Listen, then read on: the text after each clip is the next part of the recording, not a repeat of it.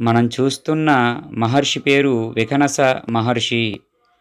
వికనస మహర్షి యొక్క ఆలయం మనకి తిరుమలలో మాడవీధులలో ఎడమవైపు కనిపిస్తూ ఉంటుంది.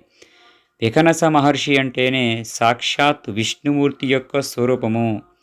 అంతేకాకుండా ఆయన యొక్క జన్మదినము శ్రావణ పౌర్ణమి. మరి వికనస మహర్షికి తిరుమలకి సంబంధం ఏమిటి అని సందేహం కలుగుతుంది. వికనస మహర్షి మొట్టమొదటిసారిగా తిరుమల వెంకటేశ్వర స్వామిని భక్తి శ్రద్ధలతో ఆరాధన చేశారు.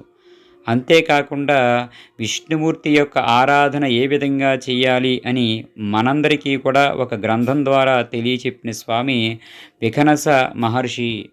ఎప్పటికీ కూడా తిరుమలలో జరిగేటువంటి పూజ కైంకర్యాలు సేవలు అన్నీ కూడా వైఖానస ఆగమం ప్రకారం వికనస మహర్షి చెప్పిన విధంగా జరుగుతూ ఉన్నాయి.